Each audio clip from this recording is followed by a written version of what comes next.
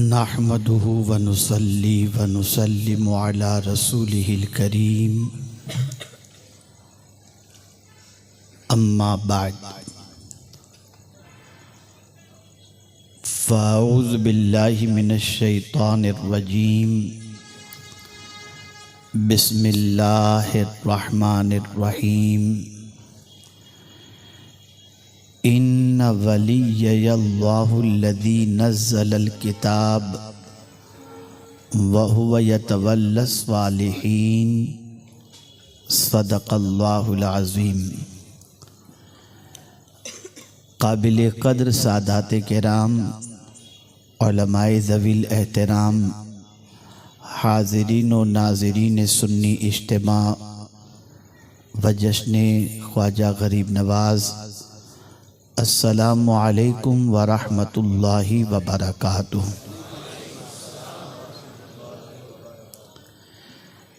میرے پیارے آقا صلی اللہ تعالی علیہ وسلم کے پیارے دیوانوں،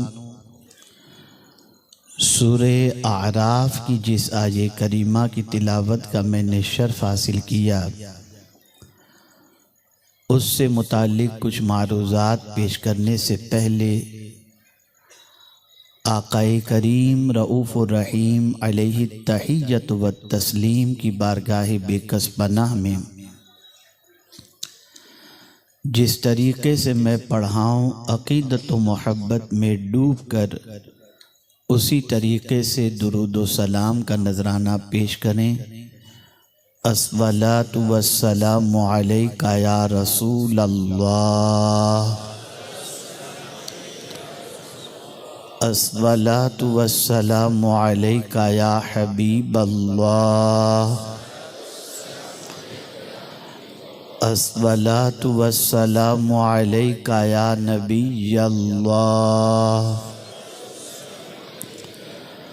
وعلی آلک و اصحابک یا نور اللہ، صلی اللہ تعالی علیہ وآلہ وسلم۔ بہت اچھے موضوع پر منفرد لب و لہجے میں محب گرامی حضرت مولانا سید امین القادری صاحب سے آپ خطاب سماعت فرما رہے تھے۔ چونکہ ایک نئی زندگی کا آغاز آج کے بعد بشیر بھائی کے بیٹے اور بہو کا ہونے جا رہا ہے، تو رشتے کی کیا اہمیت ہوتی ہے اور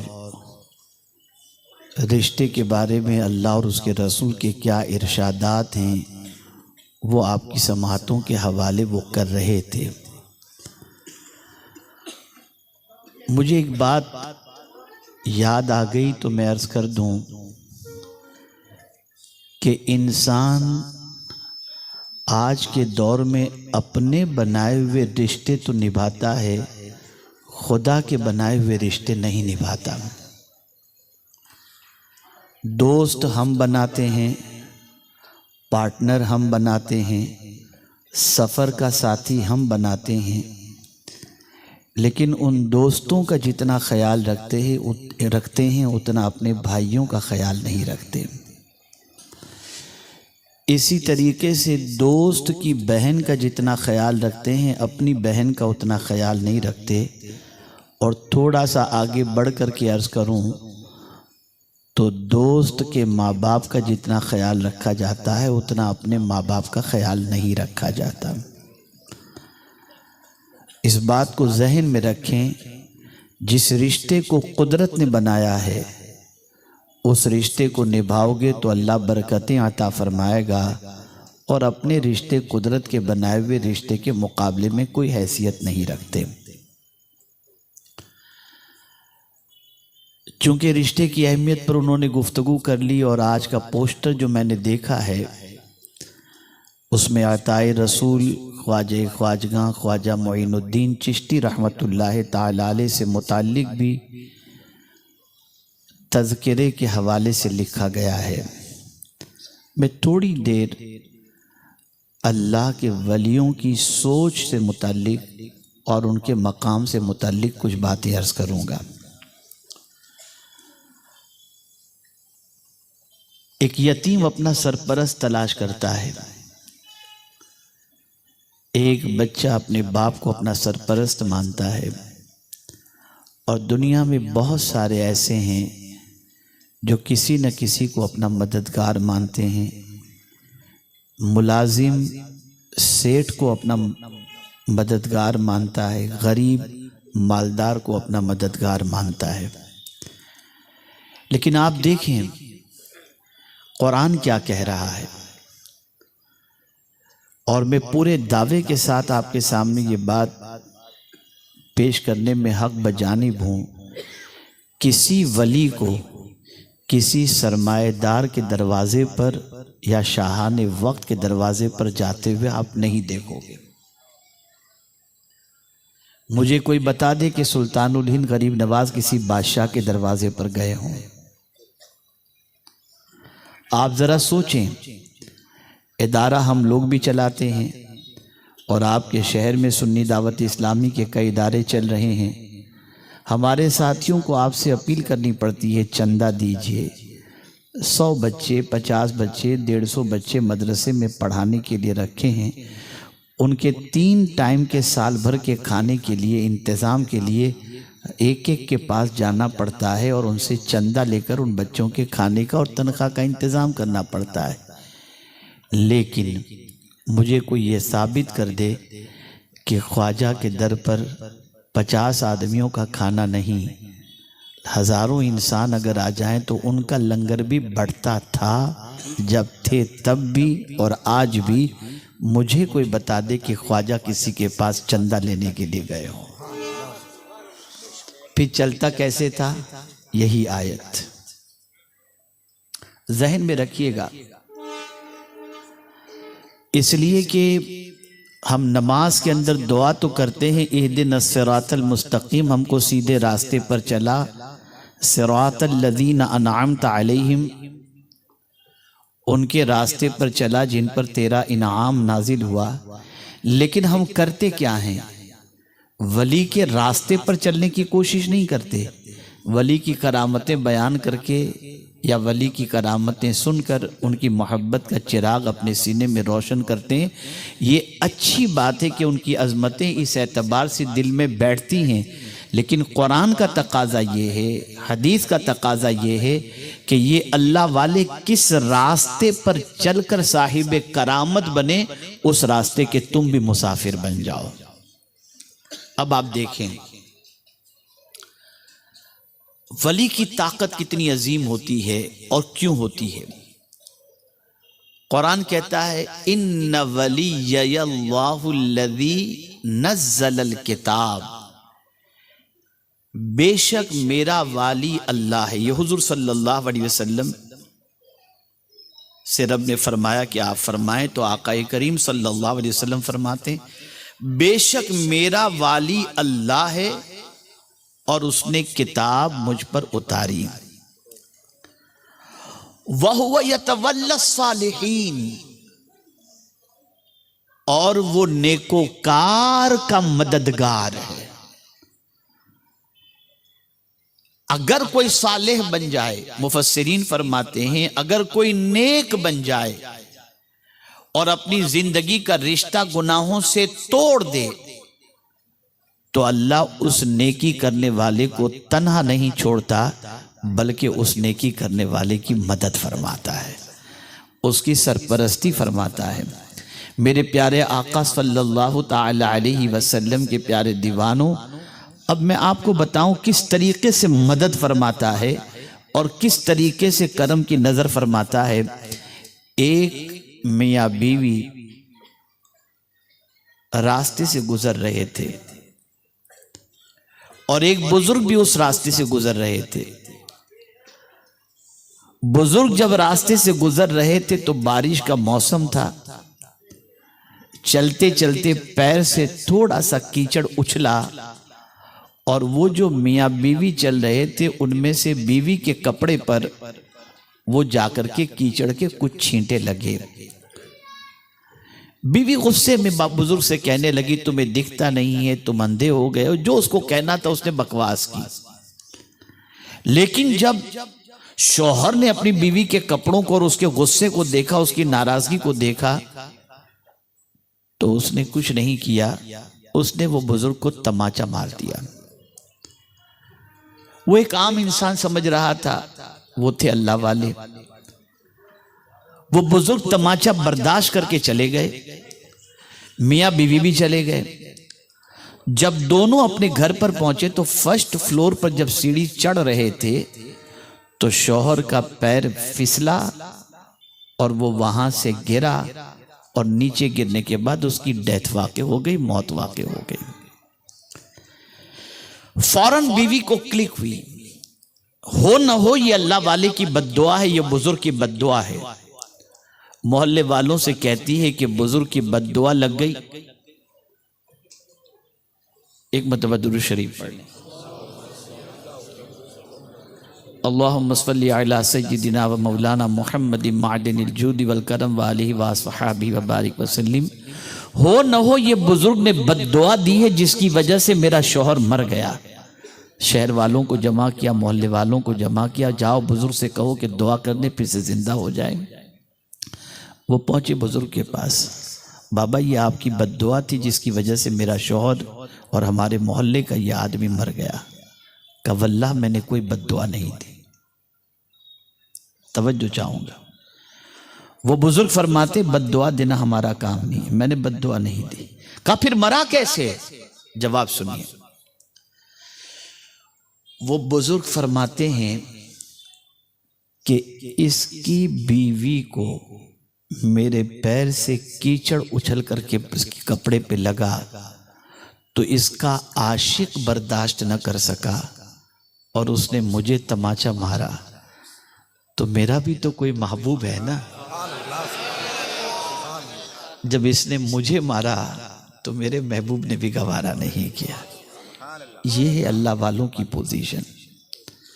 میرا یہ جملہ زندگی بھر یاد رکھیے گا، کبھی بھولیے گا نہیں، کبھی مت بھولیے گا۔ عالم کے پاس جاؤ تو زبان کو لگام دو، عالم کے پاس جاؤ تو زبان کو لگام دو، اور ولی کی بارگاہ میں جاؤ تو دل کو لگام دو۔ اس لیے کہ خود حضور صلی اللہ علیہ وسلم ارشاد فرماتے ہیں اتقوا بفراست المؤمن فإنه ينظر بنور اللہ تعالی، مومن کی فراست سے ڈرو کہ وہ اللہ کے نور سے دیکھتا ہے۔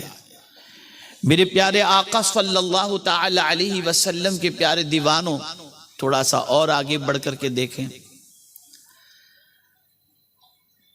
جب سلطان محمود غزنوی سلطان صلاح الدین ایوبی جب مسجد اقصی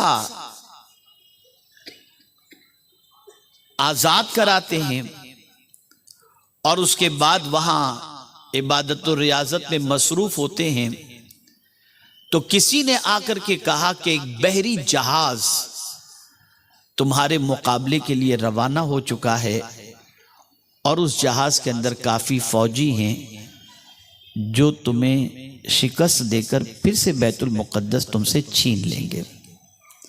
سلطان صلاح الدین ایوبی بے سر و سامانی کے عالم میں تھے، انہوں نے کچھ نہیں کیا۔ کیا کیا معلوم ہے؟ پوری رات روتے رہے، سجدے میں روتے رہے، بارگاہ سمدیت کے اندر گڑ گڑاتے رہے، اتنا روئے اتنی بندگی کی جس کی کوئی انتہا نہیں، رو رو کر اللہ کی بارگاہ میں دعائیں کرتے رہے۔ صبح کو مسجد کے دروازے کے باہر جب انہوں نے دیکھا تو ایک نورانی چہرے والے بزرگ تھے، ان کو دیکھتے ہی ان کا دل کہہ اٹھا کہ یہ کوئی اللہ کے ولی ہیں۔ انہوں نے سلام کیا اور اپنی پریشانی کا ذکر کیا کہ حضور مجھے اطلاع ملی ہے کہ بحری جہاز آ رہا ہے اور اس کے اندر بہت زیادہ فوجی ہیں جو مجھ سے پھر بیت المقدس آزاد کروا لیں گے، بس آپ کرم کی نظر فرمائیں۔ اب جواب سنیے۔ وہ بزرگ فرماتے ہیں صلاح الدین کل کی رات کے تمہارے آنسوؤں نے اس بحری جہاز کو ڈبا دیا ہے. کل کی رات کے تمہارے آنسوؤں نے بحری جہاز کو ڈبو دیا ہے.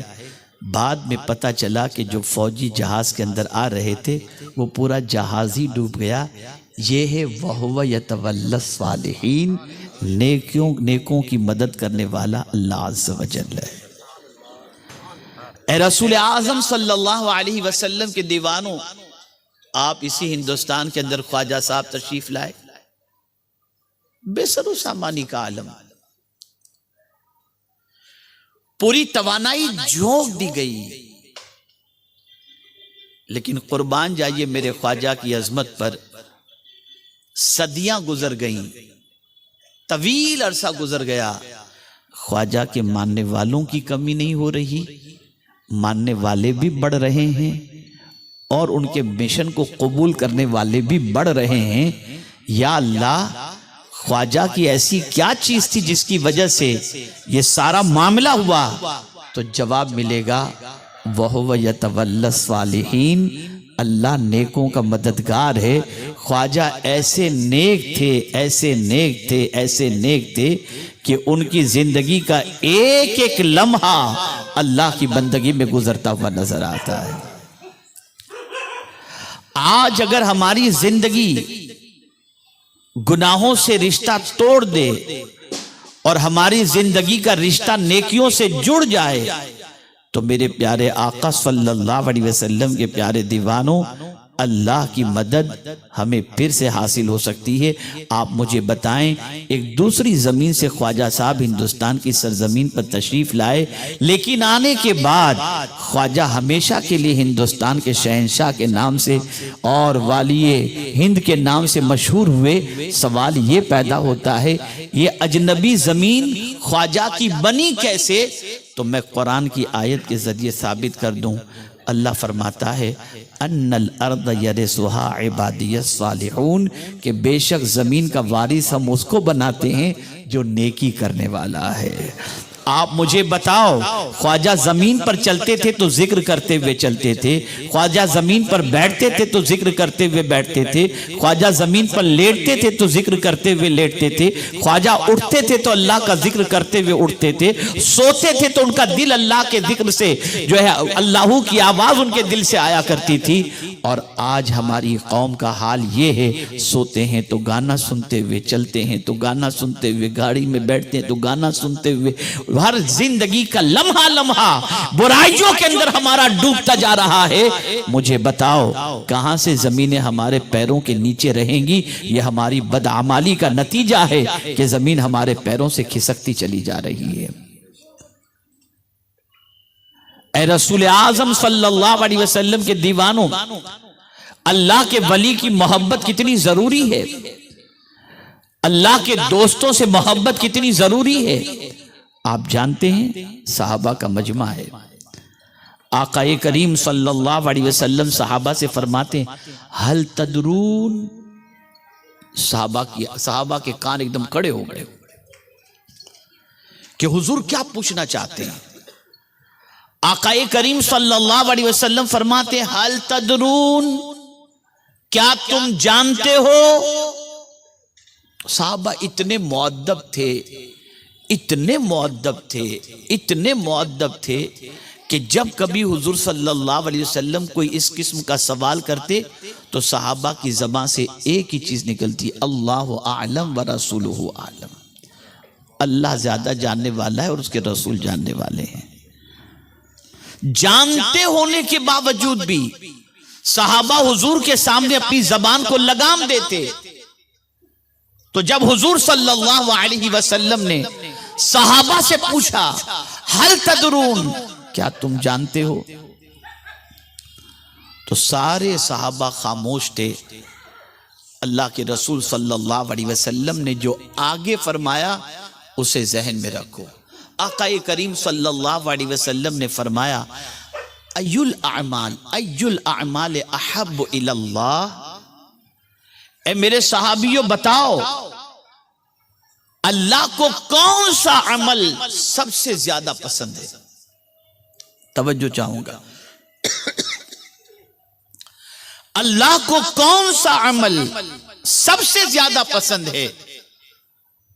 تقریباً صحابہ خاموش، لیکن حدیث کے اندر جواب دینے والے صحابی کا نام نہیں ہے، لیکن صحابہ میں سے ایک صحابی نے عرض کیا، یا رسول اللہ صلی اللہ علیہ وسلم، آپ نے دریافت فرمایا ہے کہ کون سا عمل اللہ کو سب سے زیادہ پسند ہے؟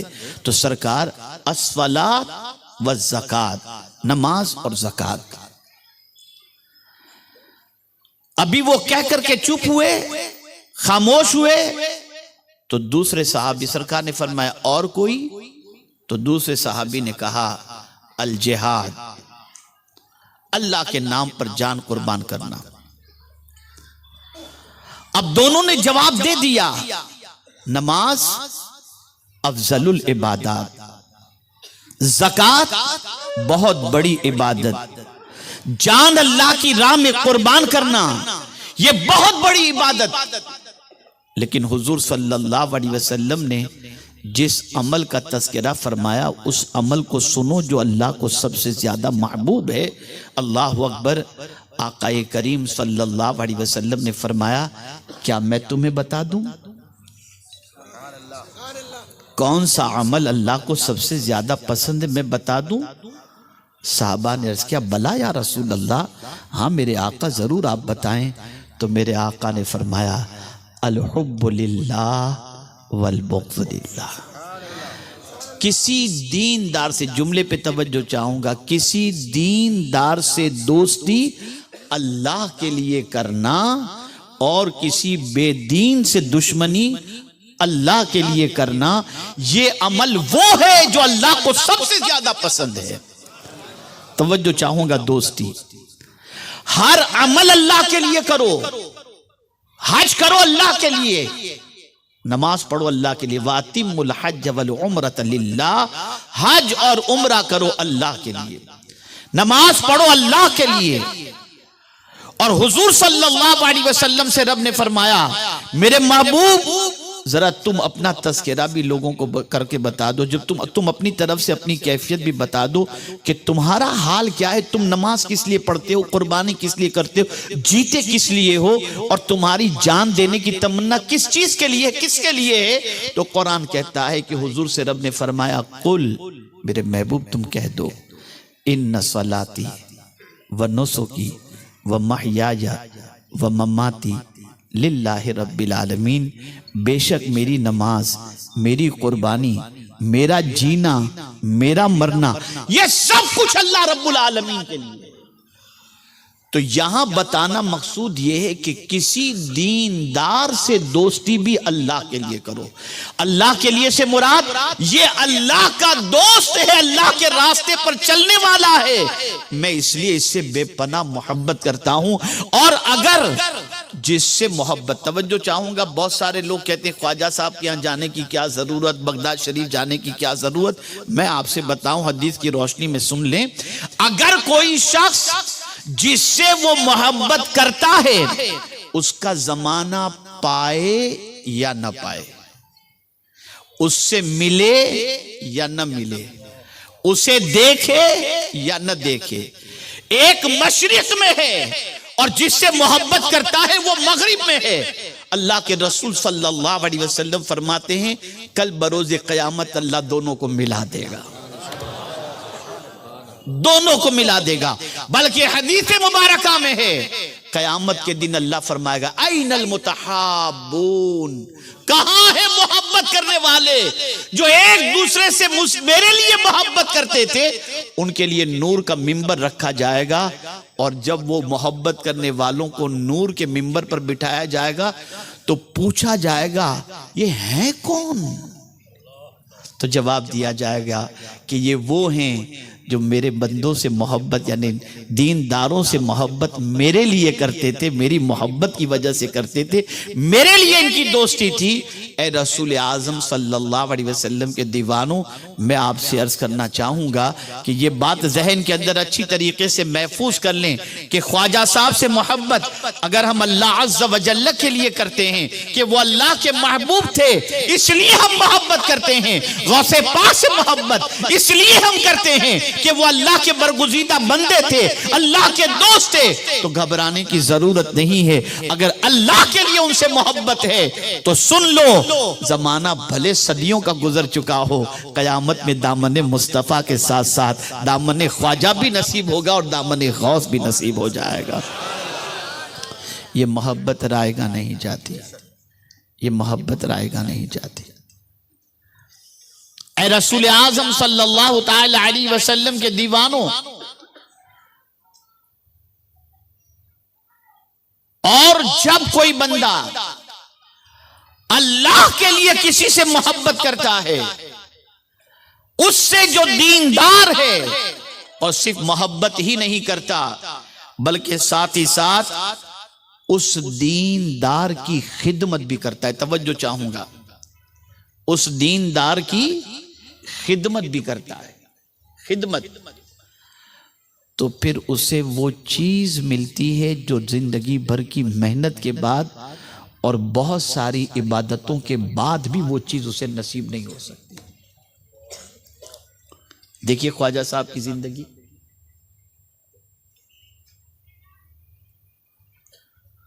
والد نے ادب سکھایا تھا، بزرگوں کا احترام سکھایا تھا، بزرگوں کی خدمت کا طریقہ سکھایا تھا۔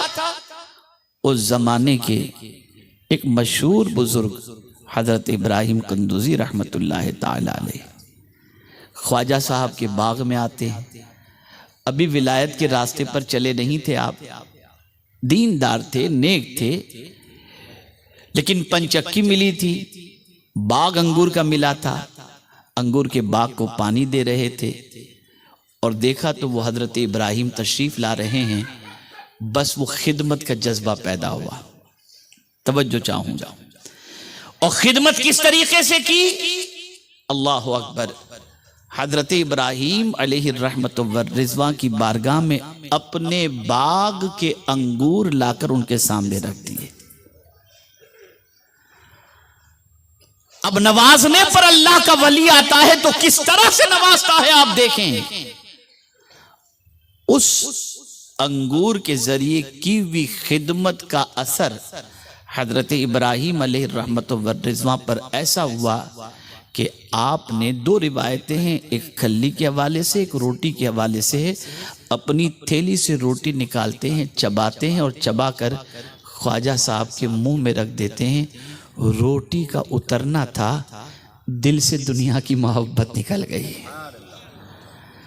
اور اپنا باغ اور پنچکی کو اللہ کی راہ کے اندر دے کر ایسے نکلے کہ میرے پیارے آقا صلی اللہ تعالی علیہ وسلم کے پیارے دیوانوں، اللہ کی محبت کا جام پینے کے بعد، اللہ کے رسول کی محبت کا جام پینے کے بعد، حضرت عثمان ہرونی علیہ الرحمہ کی صحبت کے بعد، ان کی تربیت کے بعد اللہ نے وہ مقام عطا کیا کہ بارگاہ رسول میں جا کر خواجہ صاحب جب سلام پیش کرتے ہیں، الصلاۃ والسلام علیک یا رسول اللہ، تو قبر انور سے آواز آتی ہے، وعلیک السلام یا قطب المشائخ۔ میں آپ سے پوچھنا چاہتا ہوں، کتنے شارٹ کٹ کے اندر منزل طے ہو گئی خدمت کی بنیاد پر۔ اور یہ بات یاد رکھیں، بہت سارے مقامات بے شمار عبادات کے بعد میسر نہیں ہو پاتے، لیکن چند دنوں کی خدمت کی وجہ سے وہ مقام نصیب ہو جاتا ہے۔ میں آپ کو بتاؤں، ایک ہوتا ہے دعا کی ریکویسٹ کرنا، اور ایک ہوتا ہے دل سے دعا کا نکلنا، دونوں میں بڑا فرق ہے۔ آپ اپنی والدہ سے کہیں کہ ماں میرے لیے دعا کر، وہ دعا کرے گی، لیکن ماں رات کو سو رہی ہے، آپ پیر دبا رہے ہیں، ماں کے سر میں بام لگا رہے ہیں، ماں گھر سے نکلنا چاہتی ہے، آپ اس کے لیے چپل باہر رکھ رہے ہیں۔ ماں کو کہنے کی ضرورت نہیں پڑے گی کہ ماں میرے لیے دعا کر۔ یہ خدمت سے متاثر ہو کر جب وہ دعا کرے گی نا، اس دعا کا مقام وہ ہے جو عام طور پر دعا کے لیے گزارش کی جاتی ہے، اس سے کئی گنا زیادہ مقام ہے۔ حضرت مخدوم مہائمی علیہ رحمت والرضوان جو قطب کوکن ہیں، ممبئی کی سرزمین پر جن کا آستانہ ہے، ان کو یہ مقام کیسے ملا؟ حالانکہ حضرت خضر سے وہ پڑھتے تھے، پھر بھی وہ مقام نصیب نہیں ہوا تھا، لیکن ماں کی خدمت کے لیے ماں نے پانی طلب کیا، پانی لے کر کے ماں کی خدمت میں حاضر ہوئے۔ ماں کی آنکھ لگ گئی، پانی لے کر کے ہی کھڑے رہے، یہ سوچ کر کہ رات کو میری ماں کی آنکھ کھلے گی تو پتہ نہیں میری ماں مجھے نہ پا کر اور کوئی پانی پلانے والا نہ پا کر پیاسی سو جائے گی، اس لیے میں پانی لے کر کے کھڑا رہوں تاکہ رات کو جب بھی میری ماں کی آنکھ کھلے میں اس کے سامنے پانی پیش کر دوں، میری ماں پانی پی لے اور پینے کے بعد میری ماں کو سکون مل جائے۔ پانی لے کر کے کھڑے تھے، آدھی رات کو ماں کی آنکھ کھلی، دیکھا بیٹا سامنے پانی لے کر کے کھڑا ہے۔ بیٹے سے فرماتی ہیں، بیٹے کیا بات ہے، تو پانی لے کر کھڑا ہوا ہے؟ میں نے تو بہت پہلے تجھ سے مانگا تھا۔ ماں میں پانی لے کر آیا، تیری آنکھ لگ گئی تھی تو بیٹے سو جاتے نا، رات اتنی ہو گئی ہے تم پانی لے کر کھڑے ہو۔ ماں میں نے صرف اتنا سوچا تیری آنکھ کھلے گی اور تو پانی کی وجہ سے پریشان ہوگی، مجھے نہ پا کر پیاسی سو جائے گی، میں سوچا میری ماں پیاسی نہ سو جائے اس لیے پانی لے کر کے میں کھڑا ہوں، لے ماں پانی پی لے۔ یہ پانی پلانا تھا۔ ماں کے دل سے دعا نکلتی ہے، اے اللہ میرے بیٹے کو اپنی دوستی کا تاج عطا فرما دے، اسے ولی بنا دے۔ ماں کی دعا نے وہ تاثیر پیدا کر دی کہ اللہ عز و جل نے حضرت مخدوم مہائمی کو ولایت کا مقام عطا فرما دیا۔ خدمت بہت عظیم چیز ہے۔ تو حضرت خواجہ غریب نواز علیہ الرحمت والرضوان چلا کر کے، مجاہدہ کر کے، ریاضت کر کے اپنے دل سے دنیا کی محبت کو انہوں نے نہیں نکالی، لیکن ایک بزرگ کی چبائی ہوئی روٹی انہوں نے کھا لی اور خدمت ایسی کی کہ وہ خوش ہو کر جب انہوں نے دعا دی تو ان کی دعاؤں کی برکت سے اللہ تعالیٰ نے حب دنیا کو دل سے نکال دیا۔ میرے پیارے آقا صلی اللہ تعالی علیہ وسلم کے پیارے دیوانوں، یاد رکھیں اللہ کے ولیوں کا مقام بہت عرف و اعلیٰ ہے، اللہ کے ولیوں کا مرتبہ بہت عظمت والا ہے، اور یاد رکھیں، اس بات کو ذہن میں رکھیں، ان کی نظر کسی پر پڑ جائے تو اس کی زندگی بدل جایا کرتی ہے۔ میرے پیارے آقا صلی اللہ علیہ وسلم کے پیارے دیوانوں، نظر کے بڑے کرشمے ہوا کرتے ہیں، نظر کی بڑی تاثیر ہوتی ہے۔ لوگ کہتے ہیں مولانا لوگ پتہ نہیں کہاں کہاں سے لے کر کے آتے ہیں کہ نظر کی طاقت، نظر کی طاقت۔ ارے میاں جب اتنا بتاؤ کسی کو بری نظر لگ سکتی ہے تو کیا اچھی نظر نہیں لگ سکتی؟ آپ اس چیز کے تو قائل ہیں کہ دھندا مندہ ہے، شاید کسی کی نظر لگ گئی، بچہ بیمار ہوا کسی کی نظر لگ گئی، یہ تو مانتے ہو کہ عام آدمی کی نظر بھی اگر وہ گنہگار ہے، اگر بری نظر کر دے تو تمہارے کاروبار کو ٹھپ ہو جاتا ہے، تمہاری بیماری تم کو دعوت دیتی نظر آتی ہے۔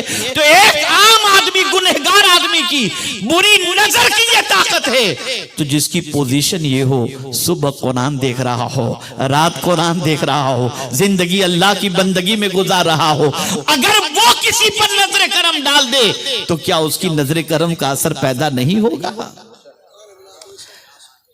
اور جب عام انسان کی نظر کا یہ عالم تو حضور کی نظر کا کیا کہنا۔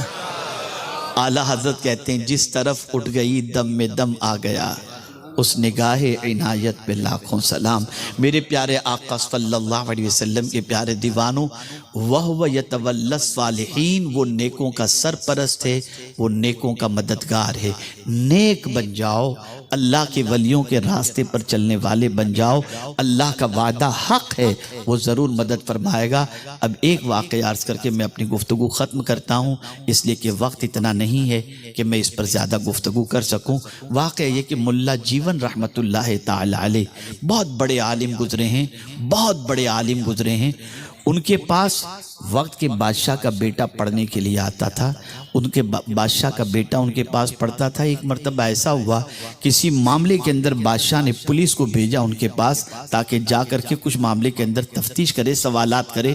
اللہ اکبر، پولیس پہنچا، وہ بخاری شریف کا درس دے رہے تھے، بخاری شریف پڑھا رہے ہیں، پولیس کھڑا ہے، اب پولیس کی طرف توجہ نہیں دیتے۔ اور یہ یاد رکھیں میرے پیارے آقا صلی اللہ علیہ وسلم کے پیارے دیوانوں، اس ادب کو ملحوظ خاطر رکھیں۔ اسٹیج سے کوئی خطیب اللہ اور اس کے رسول کا ذکر کر رہا ہو اور اگر کوئی آ جائے، جیسے میرے جیسا کوئی آ گیا، تو میں آپ سے گزارش کرتا ہوں ذکر کے اندر مخل نہ ہوں، خاموشی کے ساتھ آپ ذکر سنتے رہیں۔ اور یہ جو سب شور مچانا شروع کرتے ہیں نا، یہ نہیں ہونا چاہیے۔ ذکر رسول کا ادب کریں گے اتنی برکتیں اللہ عز و جل عطا فرمائے گا۔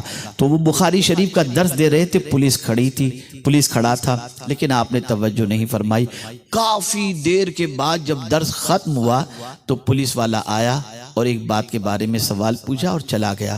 جب گیا تو بادشاہ کے پاس جا کر کہتا ہے، حضرت ان کے شاگردوں کی بڑھ جانے کی وجہ سے ملا جیون کی پوزیشن ہے کہ بڑا تکبر آ گیا ہے ان کو، مجھے تو ڈر لگ رہا ہے کہ کہیں کچھ دنوں کے بعد آپ کا تختہ نہ الٹ دے اور وہ بادشاہ ہونے کا دعویٰ نہ کر دے۔ میں کافی گھنٹے کھڑا رہا، میری طرف توجہ ہی نہیں فرمائی۔ اللہ اکبر، بادشاہوں کو جب اپنے تخت کے جانے کا خطرہ محسوس ہوتا ہے تو پھر نہ آؤ دیکھتے ہیں نہ وہ تاؤ دیکھتے ہیں۔ تو بادشاہ نے بھی سوچا کہ ٹھیک ہے، دوسرے پولیس کو تیار کیا اور کہا کہ جاؤ ان کو گرفتار کر کے لے کے آؤ۔ جب پتا چلا ان کے بیٹے کو، بادشاہ کے بیٹے کو پتا چلا کہ باپ نے یہ فرمان جاری کیا ہے، بیٹا ملا جیون کے شاگرد تھے، پہنچے اور ملا جیون علیہ رحمہ کی بارگاہ میں عرض کیا، حضور میرے ابا ناراض ہو کر کے آپ کی گرفتاری کا وارنٹ نکال چکے ہیں، حضرت تھوڑا سا احتیاط برتیں۔ حضرت نے کچھ نہیں کیا، فرمایا بیٹے ذرا وضو کے لیے پانی لے کر کے آؤ۔ اب اللہ اکبر، جب وضو کے لیے پانی کا بیٹے سے، بادشاہ کے بیٹے سے انہوں نے کہا، وہ پانی لینے گیا، پانی لا کر کے دیا۔ جب وہ وضو کرنے لگے تو کہا بیٹے مصلی بچھاؤ، مصلی بچھاؤ، اور سیدھا بھاگا اپنے باپ کے پاس اور کہا ابا جان آپ ارادہ بدل دیں، اس لیے کہ ملا جیون مصلی پر بیٹھنے جا رہے ہیں، اگر انہوں نے تمہارے خلاف ہاتھ اٹھا دیے نا تو تمہارا بیڑا غرق ہو جائے گا۔ بس اتنا کہنا تھا کہ وہاں سے بادشاہ دوڑتا ہوا ننگے پاؤں آیا، کہا حضور میرے لیے بد دعا مت کرنا، کہیں ورنہ میں ہلاک ہو جاؤں گا۔ وَهُوَ يَتَوَلَّى الصَّالِحِينَ، یاد رکھیں جو نیک ہوتے ہیں نا ان کی مدد اللہ کیا کرتا ہے، ان کی سرپرستی اللہ فرمایا کرتا ہے۔ اے رسول اعظم کے دیوانوں تم نیک بن جاؤ۔ اور آج میں جانتا ہوں منی کرائسس کے دور کے اندر آج بہت سارے لوگ کاروباری اعتبار سے پریشانی کی شکایت کرتے ہیں۔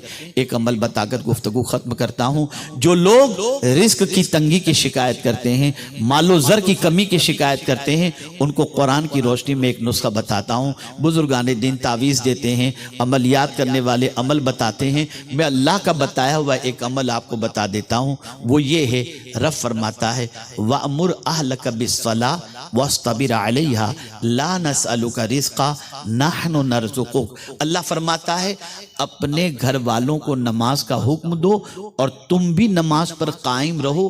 لا نسألُكَ رزقا، میں تم سے روزی نہیں مانگتا، نحن نرزقک، ہم تمہیں روزی عطا کریں گے۔ یہ وعدہ کوئی اور نہیں، میرا رب فرما رہا ہے، پالن ہار حقیقی فرما رہا ہے، معبود برحق فرما رہا ہے۔ خبردار تنہا نمازی مت رہو، قرآن کہتا ہے اپنے بیوی بچوں کو بھی نمازی بناؤ، گھر کے بچوں کو نمازی بناؤ۔ اگر تم نے اپنے گھر والوں کو نماز کا حکم دیا تمہیں روزی کی تنگی کبھی نہیں آئے گی، اس لیے کہ اللہ وعدہ خلافی نہیں فرماتا۔ اس نے کہا ہے کہ ہم تمہیں روزی عطا کریں گے تو وہ روزی ضرور عطا فرمائے گا، اتنی عطا فرمائے گا کہ رکھنے کی جگہ نہیں ہوگی۔ اللہ مجھے آپ کو سب کو اپنے حبیب صلی اللہ علیہ وسلم کے صدق و طفیل قرآن و احادیث کی تعلیمات پر عمل کی توفیق عطا فرمائے، اور محب گرامی جناب بشیر بھائی کہ بچے کی جو شادی ہو رہی ہے اللہ تعالیٰ دونوں کے درمیان محبت مودت پیدا فرمائے اور دونوں گھر میں خوشیاں اور دونوں کے اندر خوشیاں پیدا فرمائے۔ وَمَا عَلَيْنَا إِلَّا الْبَلَاغُ الْمُبِينَ۔ السلام علیکم ورحمۃ اللہ وبرکاتہ۔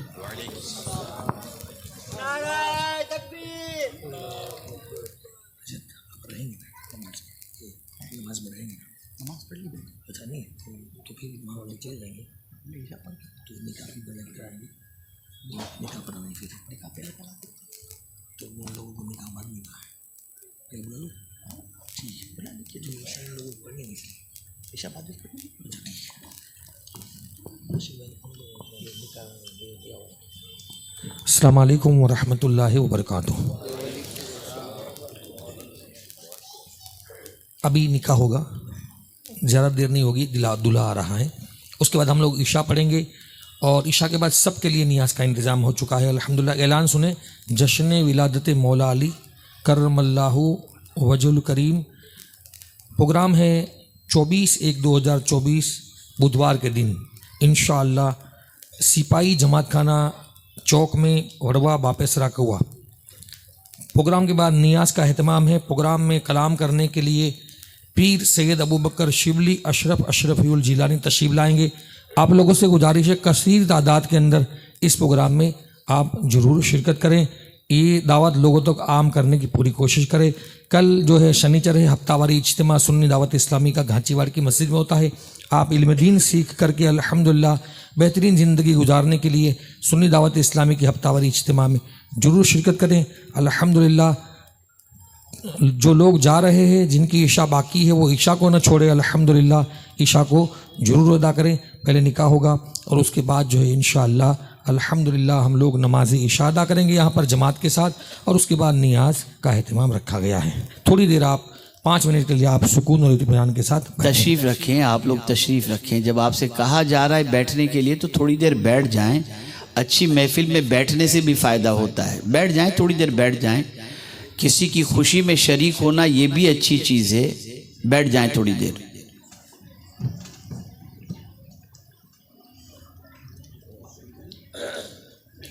اور چونکہ آپ سب کے لیے نیاز کا بھی اہتمام ہے، لیکن نماز کے بعد نیاز تقسیم کی جائے گی، اس لیے نماز بھی آپ ادا کر لیں، اور نماز ادا کرنے کے بعد نیاز تناول فرمانے کے بعد ہی آپ تشریف لے جائیں.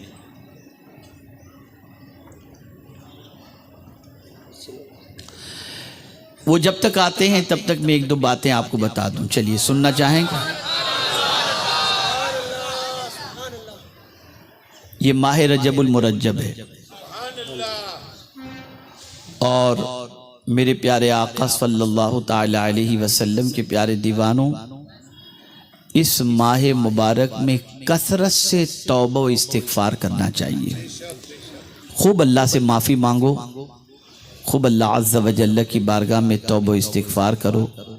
اور اسی کے ساتھ ساتھ آقا کریم صلی اللہ علیہ وسلم کے فرمان کی روشنی میں جو بندہ اس ماہ کے اندر 1 روزہ رکھے، اللہ اسے 1 سال کے روزے کا ثواب عطا فرماتا ہے. روزہ رکھیں، آپ کو اللہ طاقت دے، توفیق دے، ضرور روزہ رکھیں. اور اسی کے ساتھ ساتھ ماہ رجب المرجب کے اندر کیا نہیں کرنا چاہیے اس کو بھی اللہ عز و جل نے قرآن مقدس میں فرمایا ہے کہ حرمت والے مہینوں میں فَلَا تَظْلِمُوا فِيهِنَّ أَنفُسَكُمْ، حرمت والے مہینوں میں اپنی جانوں پر ظلم نہ کرو، یعنی گناہ نہ کرو. عام دنوں میں گناہ کرو گے تو اس کی سزا الگ ہے، اور ماہ رجب المرجب میں اگر گناہ کرو گے تو اس کی سزا دگنی ملے گی. اس لیے اس ماہ کا احترام کرنا، اس ماہ مبارک میں اپنے آپ کو گناہوں سے بچانا، یہ بے پناہ ضروری ہے. اس ماہ مبارک کی عظمت کی ایک وجہ یہ بھی ہے کہ اس ماہ مبارک میں لوگ کثرت سے عمرہ کیا کرتے تھے، اس لیے بھی یہ حرمت والا ہے. اور اسی کے ساتھ ساتھ یہ وہ مہینہ ہے کہ اسی مہینے کی 27ویں شب کو میرے آقا صلی اللہ علیہ وسلم کو رب کا دیدار نصیب ہوا تھا، اور ساتھ ہی ساتھ ہمیں نماز کا تحفہ نصیب ہوا تھا. وہ اسی ماہ کے اندر ہوا تھا. آپ جن چیزوں کی حرمت کے بارے میں اور احترام کے بارے میں قرآن و احادیث کے اندر فرمایا گیا ہے، اس کا آپ خیال کریں. اور میرے پیارے آقا صلی اللہ تعالی علیہ وسلم کے پیارے دیوانوں، رسول رحمت صلی اللہ تعالی علیہ وسلم کے فرامین پر عمل کرتے ہوئے اپنی زندگی گزارنے کی کوشش کریں. اسی کے ساتھ ساتھ ایک اور چیز میں آپ کو بتا دوں، بہت آسان سی چیز ہے، لیکن آپ کے لیے یہ کرنا بہت آسان ہے اور آپ روزانہ کر سکتے ہو، اور گھر کی خواتین جو ہیں وہ بھی اس پر عمل آسانی کے ساتھ کر سکتی ہیں. وہ یہ ہے کہ رات کو جب گھر کے دروازے کو بند کریں، کنڈی لگائیں نا، کڑی لگائیں یہاں کی زبان کے اندر، تو بسم اللہ الرحمن الرحیم پڑھ کر کے لگایا کریں۔ بسم اللہ الرحمن الرحیم۔ وقت نہیں لگے گا لیکن اس کی برکت سے اللہ آپ کے گھر کی حفاظت فرمائے گا، آپ کے گھر میں برکتیں عطا فرمائے گا، آپ کے گھر سے شیطانی اثرات کو ختم فرمائے گا۔ اور میرے پیارے آقا صلی اللہ تعالی علیہ وسلم کے پیارے دیوانوں، اتنی برکتیں اللہ عطا فرمائے گا جس کی کوئی انتہا نہیں۔ اسی طریقے سے جب بھی کوئی جائز کام کی ابتدا کریں تو بسم اللہ شریف سے کریں، کہ رسول اعظم صلی اللہ علیہ وسلم نے فرمایا جس کام کی ابتدا میں اللہ کا نام لیا جائے، اللہ کی حمد کی جائے، اللہ تعالیٰ اس کام کو پورا فرماتا ہے۔ ایک خاص بات اس کو بھی ذہن میں رکھیں کہ بہت سارے پیشنٹ ہوتے ہیں، ان کو آپریشن تھیٹر میں لے کر کے جایا جاتا ہے، تو اس وقت گھر والے بڑے ٹینشن میں ہوتے ہیں کہ کیا ہوگا، ایک گھبراہٹ ہوتی ہے، پیشنٹ کو بھی گھبراہٹ ہوتی ہے اور گھر والوں کو بھی گھبراہٹ ہوتی ہے۔ تو ایک بزرگ نے بڑا پیارا عمل بتایا کہ جب اسٹریچر پر پیشنٹ کو لٹا کر آپریشن تھیٹر میں لے جایا جا رہا ہو تو اس وقت پیشنٹ بسم اللہ الرحمن الرحیم الحمدللہ رب العالمین الصلاۃ والسلام علیک یا رسول اللہ وعلی آلک و اصحابک یا حبیب اللہ، یہ پڑھ لے انشاءاللہ اس کا آپریشن کامیاب ہو جائے گا۔ اسی طریقے سے آپ کاروباری کوئی میٹنگ کرنے کے لیے جاتے ہیں، کوئی چیز خریدنے کے لیے جاتے ہیں، کوئی مسائل ہوتے ہیں ایسے کہ مطلب آپ کو کوئی فیصلہ کرنا ہے، تو اس میں بھی اس چیز کا خیال رکھیں کہ پہلے آپ پڑھ لیں بسم اللہ الرحمن الرحیم الحمدللہ رب العالمین الصلاۃ والسلام علیک یا رسول اللہ۔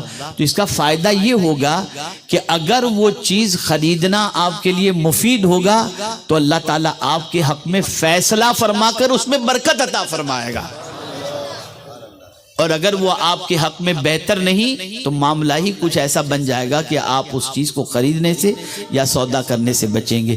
یہ ساری چیزوں کو زندگی میں یاد رکھنے کی ضرورت ہے تاکہ ہمارا لمحہ لمحہ اللہ عز و جل کے ذکر میں گزرے۔ اللہ مجھے آپ کو سب کو توفیق نصیب فرمائے۔ سہرا پڑھیں گے نا قاری صاحب؟ سہرا پڑھیں گے؟ ہاں ماشاءاللہ قاری صاحب تشریف لا چکے ہیں اور سہرا انشاءاللہ ہے نہیں، ہاں پہلے پڑھ لیں گا، سہرا پڑھیں گے تو آئیے قاری صاحب، جو آپ نے کرنا ہے آپ کے اختیار میں ہے، جو مناسب سمجھے آپ۔